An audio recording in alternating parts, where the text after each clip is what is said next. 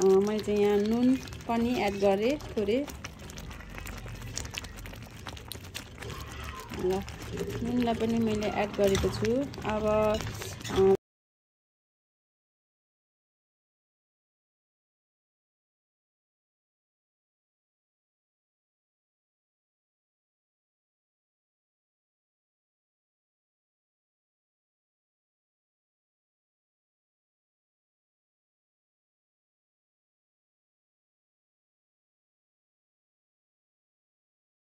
आज चाहिँ मैले यो निबुवाको अचार बनाउन लागिरहेको छु।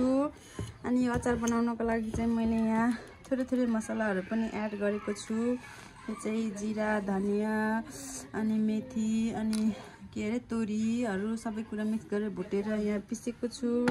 अनि यो अदुवा पनि मैले थोरै यहाँ चप गरेर राखेको छु। हेलो साथीहरू, नमस्ते अनि स्वागत छ हजुरहरूलाई मेरो युट्युब च्यानलमा। अनि होप हजुरहरू सबैजना सन्चै हुनुहुन्छ होला, आराम कुशलै हुनुहुन्छ होला। अनि म पनि एकदम ठिकठाक छु। अनि आज चाहिँ मैले लिएर आएको छु अचारको रेसिपी। अचार चाहिँ आज मैले निबुवाको अचार बनाउन लागेको छु। किनभने अहिलेको सिजनमा निबुवा चाहिँ एकदम धेरै पाइन्छ नि त। त्यही भएर अहिले निबुवाको अचार बनाएर राख्यो भने चाहिँ पछिसम्म पनि खान मिल्छ, मिठो हुन्छ। त्यही भएर मैले चाहिँ आज निबुवाको अचार बनाउन लागेको छु। सो फुल भिडियो हेरिदिनु होला। हेरेर कस्तो हुन्छ के हुन्छ लाइक कमेन्ट सेयर गरिदिनु होला। अनि नयाँ हुनुहुन्छ भने सब्सक्राइब पनि गरिदिनु होला। साथीहरू, निबुवालाई चाहिँ मैले यसरी के अरे ताछेर काटेर केलाएर यसरी मैले रेडी पारेको छु। अनि यसको लागि चाहिँ यहाँ मसलाहरू पनि रहेको छ अलिअलि। अनि यहाँ चाहिँ मैले चुल्हा बालेर पनि आगो बालेर पनि तेललाई चाहिँ तताउँदैछु, तताइसकेको छु। यो चाहिँ मैले चाहिँ यसमा चाहिँ तोरीको तेल एड गरेको छु। हजुरहरूले चाहिँ हजुरहरूको किचनमा जे छ त्यही एड गर्दा पनि हुन्छ। मैले चाहिँ तोरी तेल नै लिएर आएको छु। सो अब चाहिँ तेल चाहिँ हल्का तातिसकेको, त हल्का होइन तातो भइसकेछ। अनि हल्का थोरै मेथी लाएँ।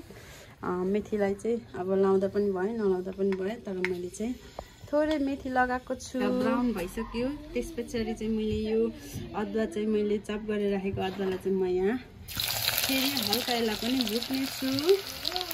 अनि अब अदुवालाई चाहिँ मैले हल्का ब्राउन हुने गरी भुटिसकेपछि फेरि म यसमा लसुन पनि थोरै एड गर्दैछु। साथीहरू, के अरे लसुनलाई पनि मैले हल्का भुटिसकेपछि अब फेरि म चाहिँ यसमा थोरै बेसार पनि एड गर्दछु।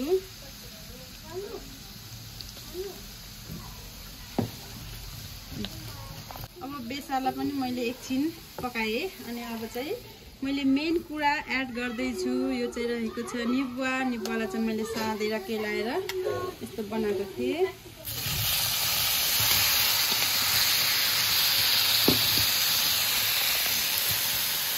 साथीहरू, यो निबुवालाई चाहिँ 10-15 मिनट पकाउनु पर्ने हुन्छ। अनि त्यस पछाडि यो चाहिँ पूर्ण रूपमा रेडी भइसक्छ। अब म चाहिँ पकाउँदै गर्छु, हजुरहरूलाई देखाउँदै गर्छु, हेर्दै गर्नुहोला। साथीहरू, अचार चाहिँ अहिले चाहिँ यतिको भइसकिसक्यो। अब लगभग पाक्न लागिसक्यो। अब यसमा चाहिँ मैले एड गर्छु फेरि पनि अब बाँकी रहेको चिजहरू। मैले चाहिँ यहाँ नुन पनि एड गरेँ थोरै। ल नुनलाई पनि मैले एड गरेको छु। अब पिरो त हुनै पर्यो, अचार पिरो अमिलो होइन, त्यसको लागि फेरि म यहाँ साथीहरू अब अचारमा पिरो त हुनै पर्यो। त्यसको लागि चाहिँ मैले यहाँ पिसेको अलरेडी पिसेर राखेको खोर्सानी एड गर्न लागेको छु। हजुरहरूले चाहिँ हरियो खोर्सानी हाल्दा पनि भयो। अब जसरी खोर्सानी लाउनुहुन्छ त्यसरी हजुरहरूले एड गर्न सक्नुहुन्छ। मैले चाहिँ यस्ता नै एड गरिदिएँ। मसँग चाहिँ हरियो खोर्सानी ल्याउन दिएछु, त्यही भएर यसैलाई एड गरेको छु।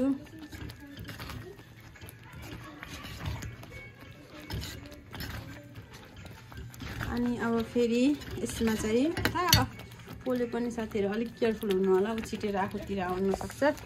अनि मैले चाहिँ यहाँ नजिक मसला पनि छ। यो चाहिँ तोरी, जिरा, धनिया, मेथीलाई चाहिँ भुटेर मैले ग्राइन्ड गरेको छु यसरी। अब यसलाई पनि म हालिदिन्छु। थाहा छिटिन्छ साथीहरू कस्तुरी अनि पोल्छ क्या लाग्छ। अब एउटा हातले मोबाइल समात्नु पर्यो, एउटा हातले गर्नु पर्यो, त्यही भएर अलिकति अप्ठ्यारो हुन्छ। अनि अब देख्न सक्नुहुन्छ मेरो अचार चाहिँ अहिले नै यस्तो खाउँ लाग्ने भइसकेको छ। अहिले अब सिजन हुन्छ निबुको होइन, अमिलोको। अहिले सिजनमा अब यसरी गरेर अचार बनाएर राख्यो भने त वर्षभरि खान सकिन्छ नि त। अर्को सिजन भइन्जेलसम्म यो गरेपछि चाहिँ बिग्रिँदैन पनि हतपत। अनि यसरी खाँदाखेरिमा अब भातसँग टक्क लाएर खाँदाखेरिमा खानासँग टेस्ट पनि हुन्छ, मिठो पनि हुन्छ। अब लगभग मेरो अचार चाहिँ रेडी भइसकिसकेको छ। अब चाहिँ मेरो अचार चाहिँ खानको लागि रेडी भइसकेको छ। सो साथीहरू यसरी नै बनाउनु होला मिठो अचार। अनि तर मैले लास्टमा चाहिँ यहाँ थोरै चिनीलाई पनि एड गर्नेछु, किनभने अमिलो बेसी हुन्छ। स्वाद अनुसार चिनी, अब कतिको अमिलो खानुहुन्छ हजुरहरूलाई, कतिको धेरै अमिलो रुच्छ, त्यही अनुसार चिनी चाहिँ एड गरिदिनु भयो भने हुन्छ। मैले चाहिँ थोरै, धेरै त मिसाइन, मैले थोरै चिनीलाई पनि एड गरिदिएको छु। ल मेरो अचार चाहिँ अब यतिको भयो। अब चाहिँ यो चाहिँ बट्टामा हाल्नको लागि रेडी भइसकेको छ साथीहरू। अब यसलाई चाहिँ मजाले राखी खानासँग मिसाई खान सक्नुहुन्छ। हजुरहरूले पनि यसरी नै निबुको अचार बनाएर खान सक्नुहुनेछ। ल त्यही थियो साथीहरू मेरो आजको भिडियो चाहिँ। कस्तो लाग्यो, के लाग्यो हेरेर प्रतिक्रिया दिनु होला, कमेन्ट गरिदिनु होला, अनि लाइक गरिदिनु होला भिडियोलाई भन्दछु। So okay, bye bye, see you in next video.